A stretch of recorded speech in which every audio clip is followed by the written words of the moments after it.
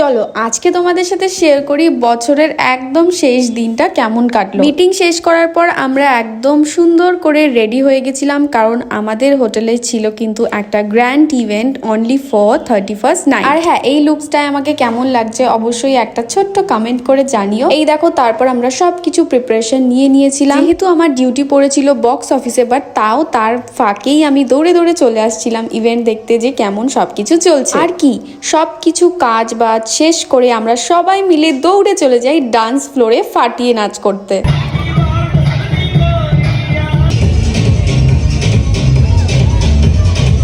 প্রচুর নাচানাচি করতে করতে তখন অলমোস্ট 12টা বেজে গেছিল, আর তাই আমরা চলে গেলাম ফায়ার ওয়ার্কসের জন্য।